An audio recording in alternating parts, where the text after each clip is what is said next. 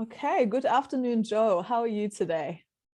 Hi, Lena. Yeah, pretty good. Thanks. It's awesome. Yeah, so would you like to introduce yourself and tell us a bit about you and your story and what you're doing? Okay, um, so I'm Jo. I'm an aromatherapist and a massage therapist. Um, and I produce or I handcraft essential oil products, I guess, and natural vegan skincare with essential oils in them. And I guess, I've been doing this for, I don't know, maybe 15 years professionally, I guess, something like that, or close to that. Um, I I've only been in Australia or back in Australia for maybe 5 years. So the Soul Aroma business is sort of a new venture, even though I've been doing this work for like quite a while. I was doing it overseas working as an aromatherapist, as a therapist, as an aromatherapist. And people would come, or do still come as well, for consultations. So for certain issues that they might have, and we might use it through a massage, or might produce like a blend for them to take home and use. But yeah, it's the essential oils which I guess are my raw ingredients, and which are the most amazing part of what I do because of there's their beautiful aroma, number one. For not 100% of the oils, they don't all have beautiful aromas, but the great majority of them do. And also, I guess, the healing that they bring on so many different levels, which I guess is what my aim is, to use these natural, beautiful ingredients to bring about a more holistic healing in people. Yeah, lovely. So for people that have no idea what aromatherapy is, would you like to say a few words about what actually aromatherapy is? Sure. So I guess aromatherapy in its most simple sense is therapy with aromas. But in this case, because I guess aromas could be anything, in this case, the aromas are natural, derived from plants, from the essential oil from plants. And yeah, so the therapy part comes in working out what a person needs and then giving that to them. So whether that be like a more spiritual thing, whether that be a physical issue, like, something as everyday as a cold and flu or hemorrhoids, or, something like that, or an emotional thing, like sort of releasing emotional blocks, working with hormonal challenges. Yeah, even like using it for their rituals that they already do, like, for example, meditation, or um, journaling, to sort of reveal the truth of what they're looking for. Like, yeah, it's such a broad thing which can be used in it can be such a simple thing. Maybe you just want your room to smell lovely. Maybe you want, people are coming over for, I don't know, for a chat, for some tea or whatever, and you just want them to feel, welcome in your house. So you put on a nice spicy sort of blend in the diffuser. I mean, it can be as simple as that, just, trying to change, or trying to not change, but to invite a certain mood into your space, but then again, it can be, used in massage for pain relief, or for, someone with depression, or, so many different things. So it's a very wide, broad therapy, I guess. Yeah. So how did you come to aromatherapy? Um, I first, well, I mean, I was born on a farm, so I have a lot of contact with natural plants. And, when I was a kid, that's all I ever used to do was, go out into the farmland and collect different plants and make concoctions and, things like that. But when I was at university, I just started just using different oils for stress, the stress of the sort of pressure, the deadlines and everything like that. And then I just, I was a teacher and I used to use it all the time before I started studying, like just for the people in the classroom, like to focus, like things like rosemary and peppermint, just to sort of keep people awake, without even really, that was before I studied. And then I just decided that I wanted to do something more healing and more natural with my life. And then I just, went into aromatherapy as a profession, I guess. And now I work with, with anybody, but I specifically try to, well, not only, but I work with pregnant women as well. So making oils for birth to make that a more comfortable and more empowering experience. But that's only one branch of what I do. So how I just find it amazing, actually. Sorry? And I just find the whole power of the oils, so amazing. Yeah, I just wanted to ask, what do you like about it? Like, what's what do you like about the oils? Just the smell, or? They're just so powerful, like just one little tiny smell can bring back memories, for example, and put you in a much better place. If you're suffering from, maybe not a real chronic deep depression, because maybe medication and things are better there, but even like a mild depression, for example, like just something like a little bit of bergamot, for example, can just lift you out and long enough, to just work out, okay, maybe there's something that I can do here. That I just find them really empowering. There's something that you can use at home. You can either have some knowledge yourself from reading or from, whatever, or you can use an aromatherapist, and, like, it's just information that you can have and you can use yourself. You don't need to go to the doctor, you don't need to get a prescription, and they can just change so many things, your whole mindset, like you're trying to, for example, I don't know, discover what it is that you want to do at that moment, for example, or what you want to release, just burning some frankincense, and just journaling, just allowing your pen to move, the frankincense it just helps so much more, like it just brings another level into everything that you do. And it's natural, like there's no chemicals involved. Well, if you get a quality one, that is, like it's the power of nature. That's what I love about it. Simple. So amazing. Yeah. So let's say I just want to start to use essential oils at home and I have no clue.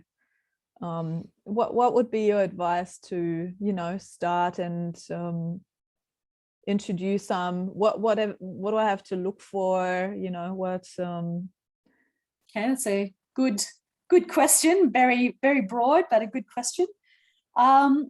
Well, yeah, somebody actually rang me the other day and, said, oh, you're an aromatherapist. My husband just bought me a box of oils. I don't know from where. How do I know if they're good? I was just like, wow, okay.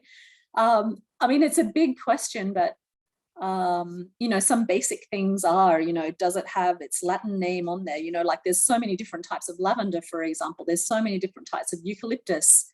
There's so many different types of so many oils, thyme even, if you have a different type and all that's written on the bottle is lavender, but you have the type which is, like really stimulating, it's not going to help you to go to sleep because they all have different chemical components in them depending on which species they are. And also even within the same species, grown in different places, will also have different components in there which may make them more relaxing, less relaxing, more stimulating, better for pain, like whatever it is. So I guess that would be the first thing that I would be looking for if I was, just starting out.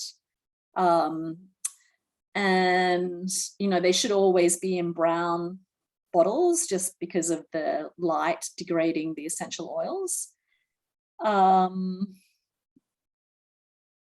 I guess, it's always a big red flag if you go to buy oils from somewhere and they're all pretty much the same price, because, something, I'm sure the wide variety in the prices of oils, like anything, like rose, for example, I can't remember off the top of my head exactly, but it's something like, let's say, I think it's like 4,000 kilograms of rose petals just to make like a 10 milliliter bottle. And I could be completely out there, by the way.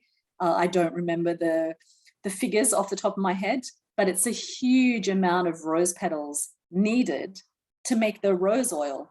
So, that would cost, if you went to buy a small 5 milliliter bottle, would cost like a few hundred, maybe $800, maybe $1,000 for that tiny little bottle. Whereas a bottle of eucalyptus, which is readily available, has a huge amount of oil in its leaves, for like $6 for the same bottle. So, and yeah, so that different price point for the different oils is an important thing to look for. Yeah, so there's someone at the door. I'm just taking the photos at the door. Oh, great, thank you. Sorry.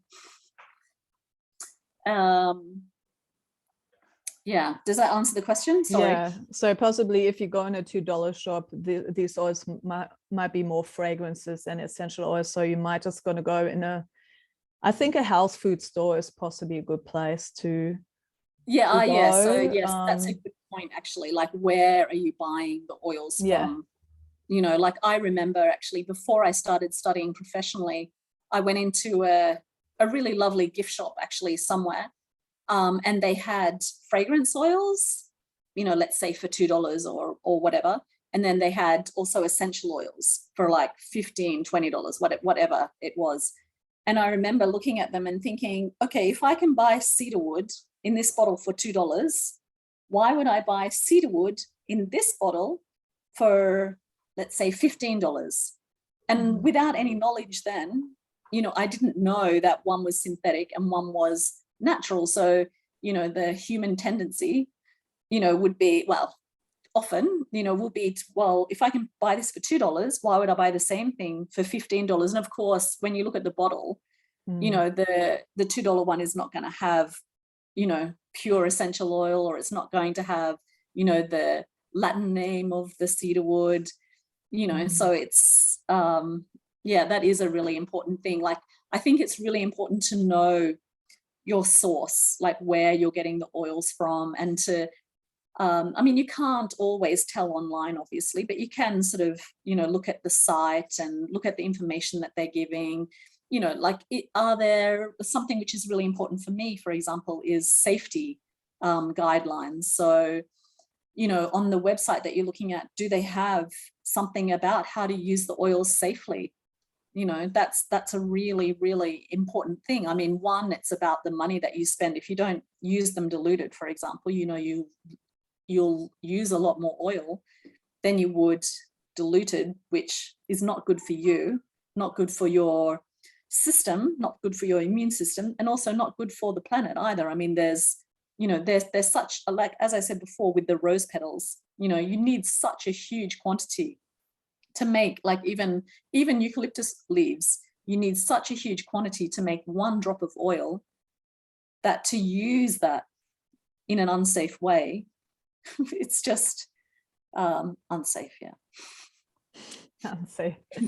Yeah, so yeah, do you want to talk a bit about, because I know there, for example, hot oils and non-hot oils, and it's pretty much like a bit of a caution kind of thing, like to really understand let's say we went to a shop and we found now, okay, we want to use let's say cinnamon because we like the smell, and then we pour half of a bottle on our arm. This possibly not such a good idea.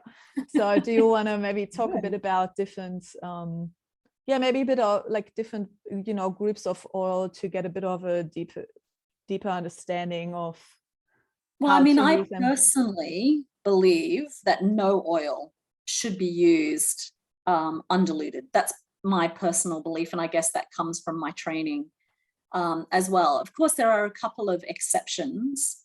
You know, something like lavender, for example, you know, in an emergency, like let's say, I don't know, like a burn or like a mosquito bite that is just, you know, swelling up and going crazy, like, yeah, sure, you know, then it's okay to just use them completely undiluted. Maybe tea tree every now and then. But I mean, even in those examples that I gave you, even if you just diluted them, you know, to 2%, they would still have the same effect in most cases and are much safer. You know, like they did a lot of research. Well, a lot of research has been done on tea tree, for example, being a great oil for acne.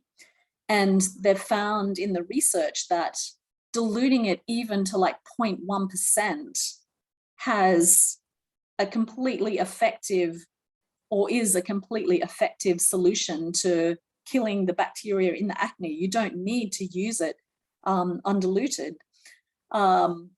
Maybe in the example of like an itchy mosquito bite though, you know, a higher dilution rate or undiluted even in the case of lavender might be a better solution, but that's a one-off type of thing. Like your example of cinnamon, like the spice oils, for example, are the worst oils in general as a group to use undiluted, just because they have such a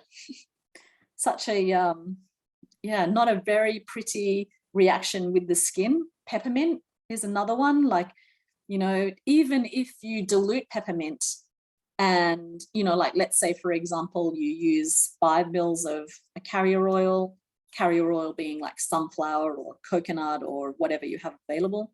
And even if you put like, let's say you go to put 1 drop in, but, you know, sometimes when you know, turn the bottle upside down and you try to get 1 drop often doesn't come depending on the bottle. You know, maybe you get 3 or 4 drops.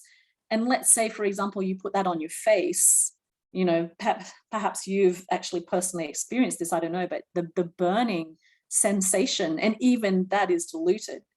So as you say, like a spice oil, for example, like straight on the skin, like even diluted, like they can be nightmare oils, even at 1%, you know, for a great majority of people. So yeah, I mean, I personally wouldn't group the oils, you know, and say, well, this is safe to use undiluted. This is, you know, as a like a large group. Like I would just say, I know a lot of people might argue against this. And I know a lot of customers who come to me, you know, like they'll buy the oils and I'll say, oh, you know, what are you looking for that oil for? What are you going to use that oil for? And they say, oh yeah, I put like a drop onto, you know, the bottom of my feet, for example. And I say, oh, is that diluted? You know, or I love to put it on my temples, you know, just, you know, straight. And I say, not diluted. So I always try to get people to use the oils in a safe way. Sorry. That's the teenage daughter. Yeah, so where were we? And to use it diluted in a safe way. When you talk about dilution, so what does diluting mean? So pretty much you use the essential oil diluted in what? Yeah, so that's the carrier oil. Well, it can be a carrier oil, for example. So, you know, any oil like coconut is pretty widespread nowadays. Jojoba, sunflower, sweet almond, macadamia, any of those oils, rosehip, argan, whatever. But you can, like, for example, you can dilute them in other ways. So for example, people like to use essential oils in the bath. And you have to be a little bit careful with the types of oils you use in a bath, because the ones which are very skin sensitizing, like spices, peppermint, you know, all of those sorts of things, really not a good idea. Even citrus sometimes can have that burning effect on the skin. So it's like in a bath, you would dilute it in something like Cambion oil, can also be like a full cream milk type of thing, a coconut milk if you're vegan, salt, apple cider vinegar. So I always believe, and this is the way I personally use oils, always diluted.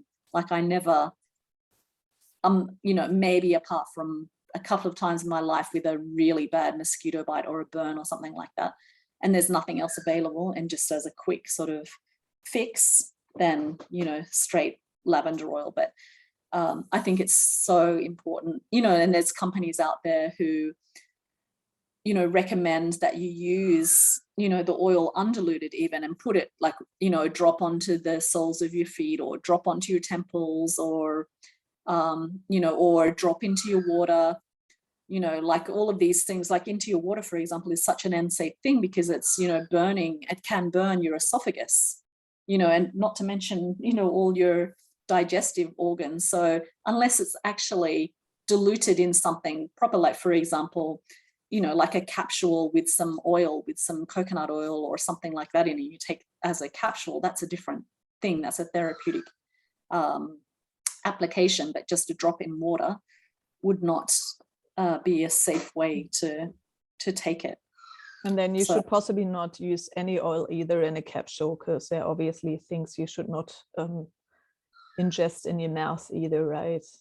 well, I mean, again, like for a properly trained aromatherapist, like for example, in France, aromatherapists are medically trained, and they do recommend internal ingestion, but, you know, like that would be diluted at the proper ratio in a capsule. So for example, for things like, I don't know, parasites in the stomach, for example, you know, like specific things that require you to take it internally, you know, that could work if you're doing it with knowledge. But if you're just sticking some essential oils in a capsule, yeah, no, you know, without that sort of professional direction. I mean, I personally, unless there is something that couldn't be treated any other way, I personally wouldn't take it internally anyway.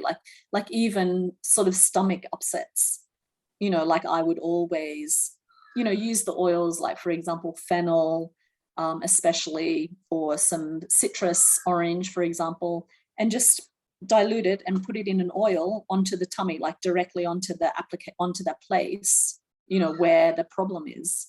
You know, I would not, you know, take something internally for that. So, I mean, yeah, I learned you know, the other day, maybe it's also nice diluting it in castor oil, because my friend was telling me to put some castor oil on my stomach and then like a bit of paper over it and a hot water bottle, because it actually draws it into your stomach, which also really helps to get a movement, but it's not like a laxative, so it's just a bit more gentle.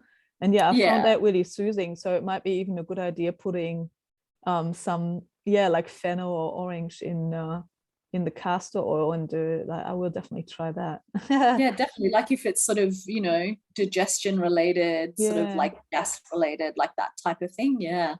You know, I mean, castor oil is not a great oil to use for dilution in general, unless you want to draw something out, because otherwise it's too thick and too sticky. And, you know, good oil for cleansing though. Yeah. Or drawing. Yeah, drawing out. Yeah.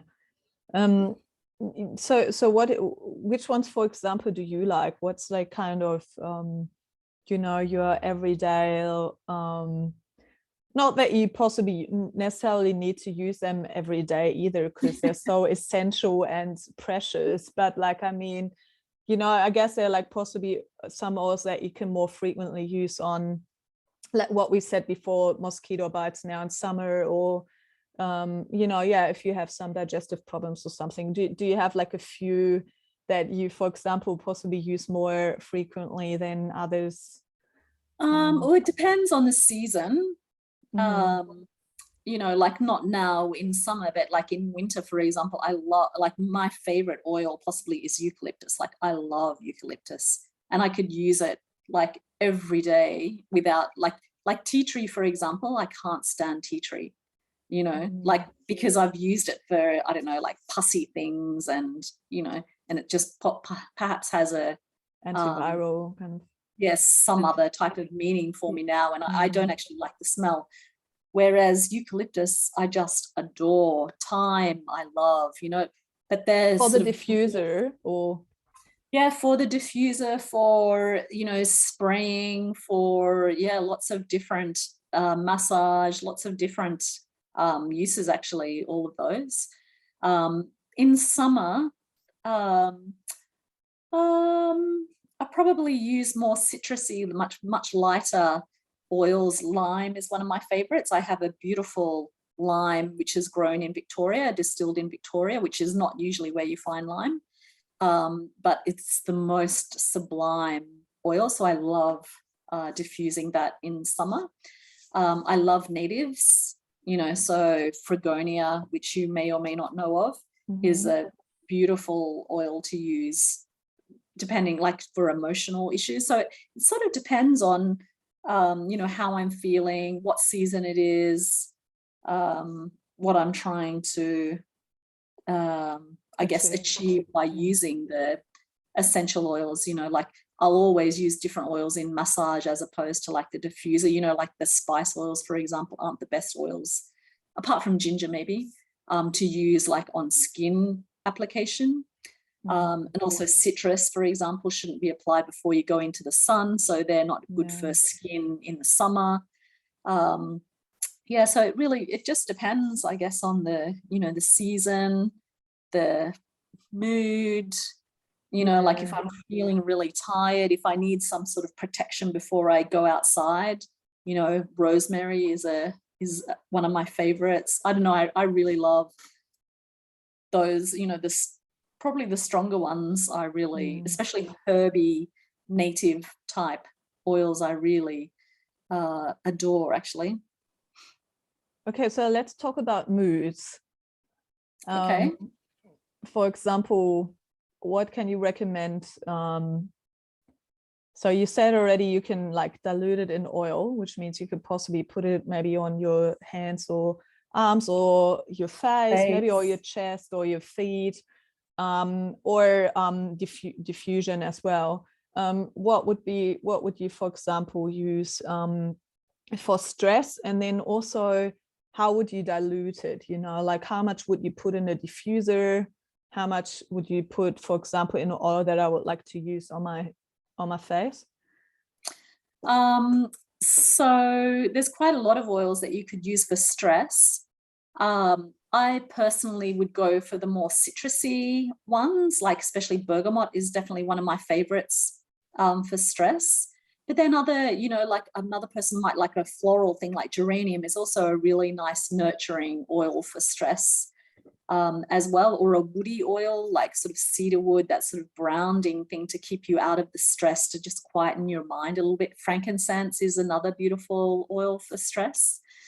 But I mean, a lot of the lemony type oils are really lovely, like lemony being lemon itself, lemon being like lemon myrtle, lemon being lemongrass. There's another Vietnamese one which I really love, which is Mei Chang or Litsia cubiba, depending on how it's labeled. Those ones are really lovely for stress, and because they're so uplifting as well. But I personally find it's nice to blend them with a woody oil, just to sort of ground and sort of take you out of your head a little bit. So in the diffuser, depends on how big your room is, but I would say no more than 10 drops in the diffuser, but could even be as little as 5. If you're going to put onto your skin, so I have around about a 3% dilution rate is what I sort of use as rule of thumb. But if it's going on your face, then 1%, because our facial skin is much more delicate. But again, if you're only just rolling it on in your temples, then a 3 to 5% dilution would be fine. But if it's all over your face, then I would go for 1%. So when I say 1%, 3%, 5%, maybe I should just explain that a little bit. So if you think of 1 teaspoon, so 1 teaspoon is 5 mils. So 1% in a 100 milliliter bottle would be 1 mil, which is 25, roughly 20 to 25 drops. So that would be about 1 drop in a 5 milliliter teaspoon, 1 to 2 drops in a 5 milliliter teaspoon. So that's 1%. And then getting that to 2% would just double that. So 2, maybe 3 drops. I say 2, maybe 3, because, you know, when we upend the bottle, might be 1 drop more than we want. And so then 3% would increase that again. So that would be like something like in between 3 to 6 drops. So, and it also depends on the sensitivity of the skin as well. A person with really sensitive skin would go down. So maybe even for the body, even for a massage, like maybe just 1% for a person with really sensitive skin. An elderly person, again, 1%, a pregnant person, 1%, a child. Again, it depends on how old they are, but until they're about 12, around 1% for application to the body. A baby, like in 50 mils of oil, maybe like 1 or 2 drops. For like a, 12-month-old baby. We're not talking about newborns. Newborns shouldn't have any essential oils used on them, but so that's how you work out the dilution. And so as I said, the bigger the patch of skin, maybe the higher the dilution can be. So then you're looking maybe 3 to 5%. If it's just a tiny little, just your temples, just the soles of your feet, just like one tiny little scar on your face or something like that. But if it's all over body massage, then 2-3%. If it's all over face, 1%. So you just said before, for example, that the lemony ones should not be worn, the citrusy ones in the sun, right? Which means we might put them on maybe at nighttime when we not intend to go in the sun anymore. Yeah, so lemony ones are okay, like lemon myrtle, lemongrass, things like that. But actual lemon, bergamot, mandarin, orange, they should not be applied before going out into the sun. So they would be better for a diffuser, or as you say, like at night, maybe you have a shower at night and then you apply a body oil, to your skin. Then the citrus are no problems at all. Then, just because they have a component in them that reacts to the sun. But you can get, like bergamot, for example, you can get that with that component taken out of it. So that's called usually bergamot FCF is what that one is called. But yeah, generally not before you go into the sun. And there's a few others like that, but generally it's the citrus, which are the bigger culprits. Cool. So pretty much to wrap it, it's like if we for example feel stressed or our mood is down and we want to be uplifted, citrus or the lemony smells mixed with wooden smelly ones like cedarwood or maybe sandalwood as well might be nice. I personally don't use the Indian sandalwood just because of sustainability issues, but and sandalwood anyway is quite expensive, but even the Australian sandalwood is quite expensive, and there are some sustainability issues with that. But yeah, I mean, I would, but then again, maybe a person, when we're feeling stressed, they want that sort of hug type of thing where, a floral might be better in that sense rather than an uplifting thing. So how can I find this out? What would help me in my stressful moment? Smelling it and just smelling it, and just, I guess it's about trusting your inner knowledge, like when you smell it, you resonate with something at that moment, or you don't, which at a different time, you may really love that. But at that particular time of feeling that stress, you may smell it and you just go, yeah, no. So maybe I should go in a health food store and then test the testers out and see what kind of, maybe like 4 smells that I like, and then get them and test them out and see how Absolutely. over And I there. mean, a nice thing to do as well when you're, looking at testers is to open a couple that you like and see how they smell together as well. Like you may not like them together, somebody else may love them together. But I Yeah, mean, aromatherapy and essential oils are so individual yeah. that, what somebody else likes, another person will hate, or even you in this situation will not like it in that situation. So it varies. So it's even something as, I think, as lovely as lavender. Some people can't stand the smell of lavender. Small percentage of the world, but still they are there. So lavender yeah, is, for example, more relaxing. If I would like to go to bed at night, that would be a depending nice. on which lavender Yeah. in general. Yeah. Yeah, there Which are also lavender lavender, is relaxing? French lavender, it's, you can tell by the italics or the name in the Latin name, sorry. But Lavandula angustifolia is the relaxing one. But again, if you, like I say, if you have sleep problems, for example, get a tissue and put like a drop on your tissue, just put it near your pillow and just smell it and go to sleep. But then some people just think, oh, okay, if one drop is good, 10 drops must make me go to sleep like in 2 seconds. But it has actually the opposite effect. It's more stimulating. So yes, but generally, lavender So is less very is more. relaxing.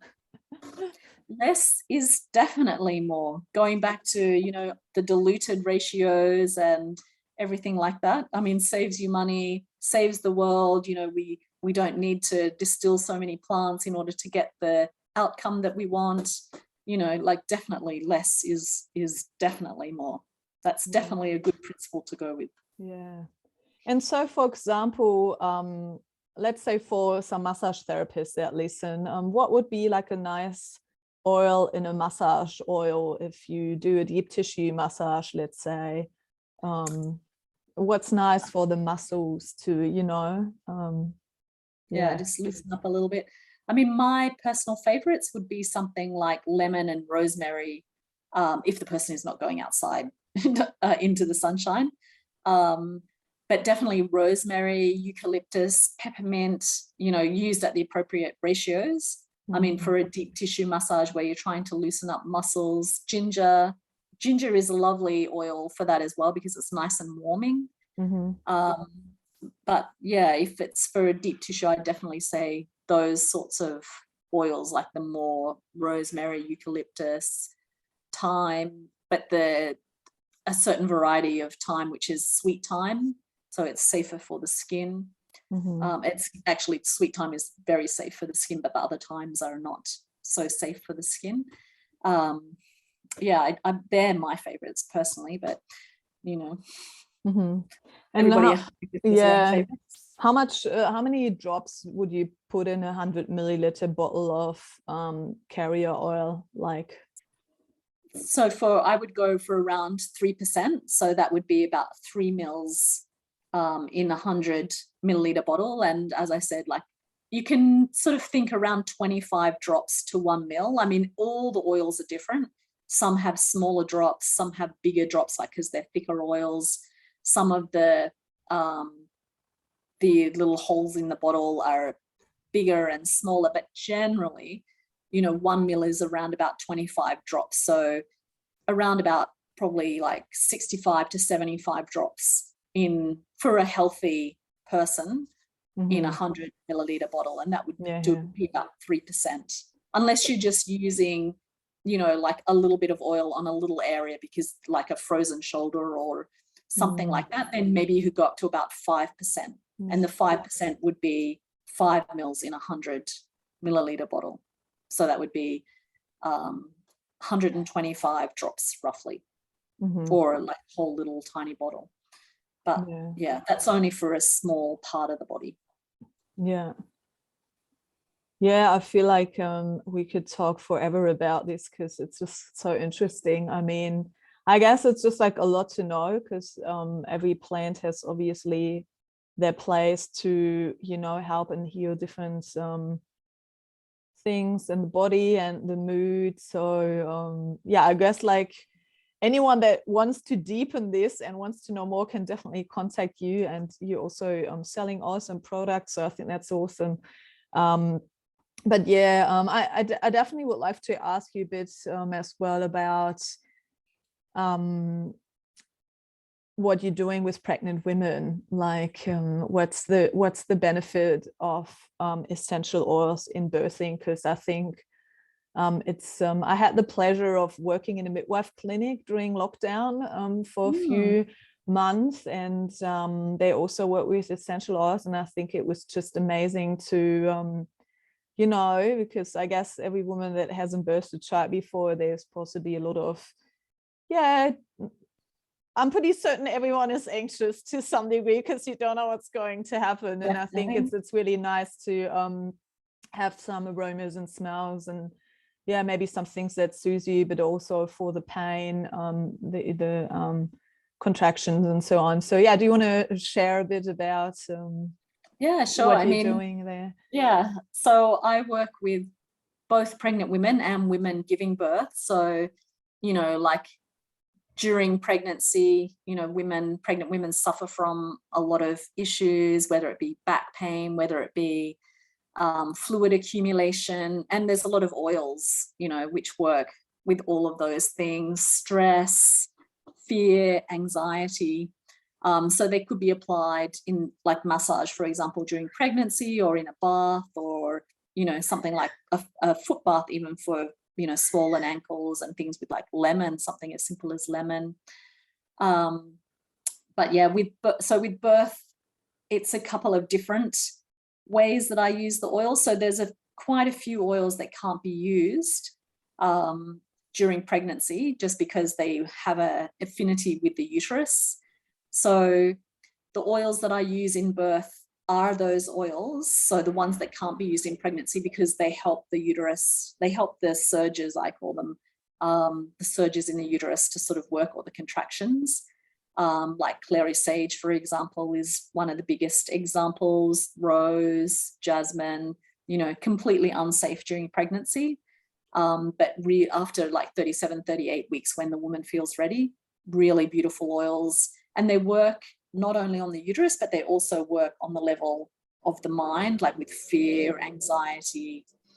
So it's twofold. It's oils that work with the uterus, and then oils that work to relax, to let go, to surrender, you know, things like that, which are really helpful for birth. So an oil like frankincense, for example, is a beautiful oil to use in birthing, because it helps the breath to deepen, and it just helps you to focus a little bit more, and just, you know, sort of see, okay, there's a way out of here. It's, you know, this is wonderful. My body is working. I can just focus on that. You know, it's such a beautiful oil to use for that reason. So, or rose, which both helps to open the uterus. So you'd apply it to, diluted, of course, to the tummy or to the lower back, but you can also apply it to the face to breathe in, because it's such a beautiful heart opening oil, and so beautiful for anxiety and fear, which pretty much every woman feels during birth, before birth, after birth, all through birth.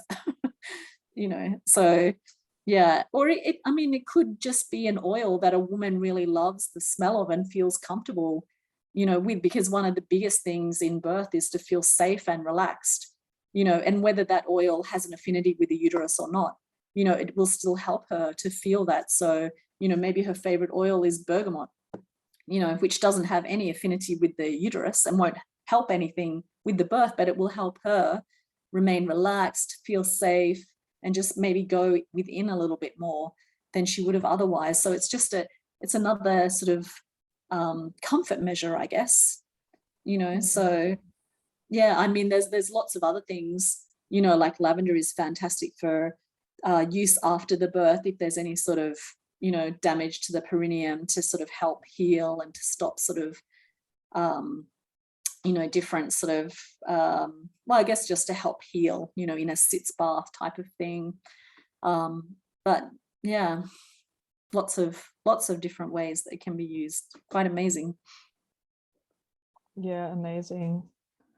Yeah, it's beautiful. I mean, I love essential oils, and I even feel like when I massage, it's really relaxing even for myself to breathe them in, and it just really deepens also the connection while you massage someone. And yeah, this gets you in like a little zone on comfort. And I do actually like all these herbal ones, and I love wintergreen as well, even if it smells really medical, but I Yeah, but really it's do good like for it. muscles as well. Yeah, I like it on my yeah, on my body as well. So it's, yeah, beautiful. So do you choose oils that you like or the client likes? No, Just I out of mean, like, no, both. I sometimes do ask them, but like, I mean, generally I massage mostly without any scents, and then I might bring some because I did mobile massage. So and then sometimes I don't know necessarily when they book online, or I go to offices, I don't know who's there, so I can't just pre-mix Yeah, it because they might be too old, or people don't yeah, like the smell. So generally I only go with edible oils, never use any others, just, and then I swap between sunflower or olive or coconut, yeah, just different ones. And yeah, so, but no, I was generally, I thinking mean, it'd if be a, I massage someone here or something, I just ask them whether they want some, or they, or yeah, I go pretty intuitively as well. Like if they feel pain somewhere, then you can use different ones. Yeah. it's a bit of a win-win situation if they, like the same oils as you, and then you get to massage them and breathe in that beautiful aroma that you love as well. Yeah, absolutely. Yeah, it's so nice. Yeah, Joe, so is there anything that you would like to share that I haven't asked you yet? Oh, I think you've asked me so much. I don't know. There probably is like 100,000 other things, but yeah, that's probably quite a lot of information for one to take in, I guess. Yeah. And I always ask, like, because obviously of your work and you have done different things and you obviously deepen yourself in this kind of knowledge. Is there something from your heart you want to share with people that listen to it? What's, kind of, yeah, just something that you think is important the world needs to know from your wisdom you shared?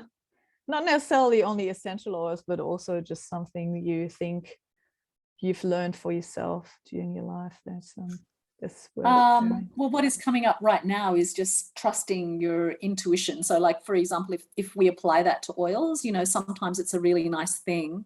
So at the markets that I go to, I have a list with the prices on and the properties, but I tell people, just to sometimes just close your eyes and just reach out for an oil and just see what it is, and just see whether, hold it in your hand and just see whether it holds anything for you, or whether it speaks to you, like, rather than always going from the logical mind, like, just try to make a connection with it and just see whether that speaks to you, and learn to trust that is probably, I don't know, that's what's coming to me right now.